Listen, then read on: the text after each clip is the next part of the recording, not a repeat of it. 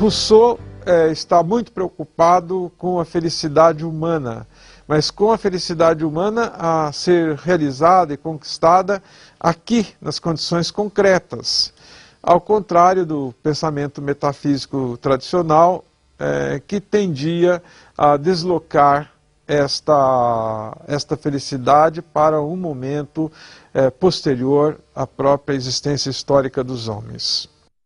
No século XVIII, o mundo ocidental vive grande efervescência. Um período de profundas transformações históricas, sociais e culturais na Europa, com a afirmação do iluminismo e do naturalismo.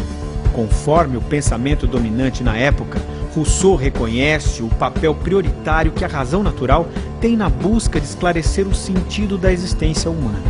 Rousseau interagiu com os enciclopedistas, com os teóricos da Revolução Francesa e com os empiristas ingleses. Debateu com seus contemporâneos as principais teses desse novo momento da filosofia, que se libertava da metafísica da escolástica. É nesse período que vai se constituindo o pensamento político, porque nós temos pela primeira vez na história a possibilidade de ver se constituírem as primeiras nações, os primeiros estados e se colocando a questão concreta do poder. Faz parte de todo este clima, né, bem representado pelo evento da Revolução Francesa, a discussão do papel do todo da sociedade, do povo, no exercício do poder.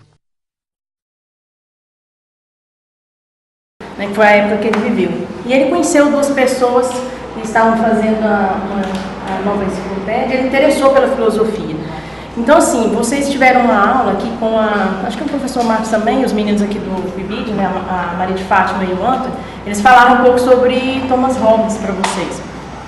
Então, assim, Rousseau, na verdade, ele vem aí contrapor esse pensamento de Thomas Hobbes, né? Porque Thomas Hobbes, ele já vem falando que o homem no estado natural, ele já nasce ruim, né? Ele já nasce ruim. E para Rousseau não, ele fala totalmente o contrário, né? Essas questões que ele é inocente, feliz, independente, mas a partir do momento, né, que ele começa a viver em sociedade, que ele vai circundar, né, um pedaço de terra para ele, que ele começa a viver em sociedade, formar a sociedade mesmo, aí sim é que ele começa a se corromper, né, nessa questão da sociedade.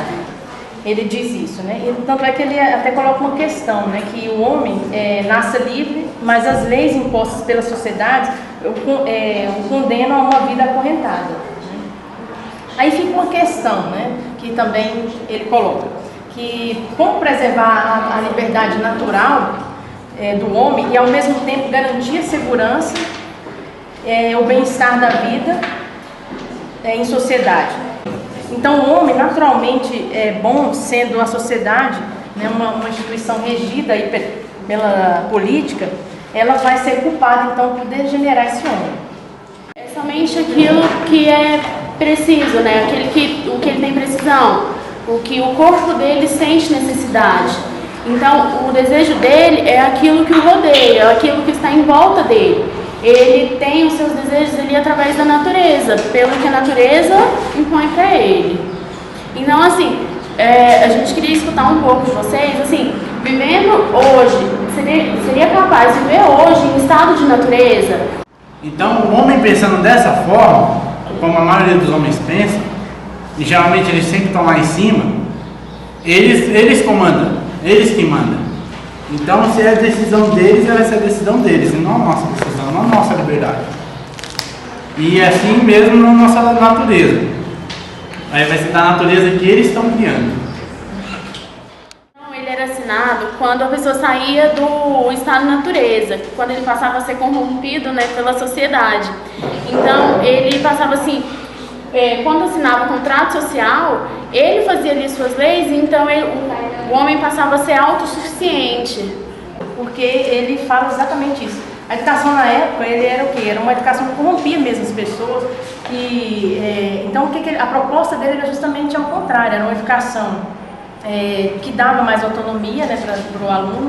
Tanto é que ele ainda fala essa questão da harmonia, né, entre o professor e o aluno na obra, né, que até foi citado aqui no vídeo, que é Emílio, ele fala exatamente isso também, que o professor ele precisa, então, o aluno ali desde pequeno até a idade adulta, ele vai trabalhando com esse aluno para despertar justamente isso, mas o principal é a questão da autonomia, né? Que ele ainda fala isso, que é respeitar a natureza e respeitar a autonomia do aluno. Então, uma ele tem assim uma parte muito importante na educação.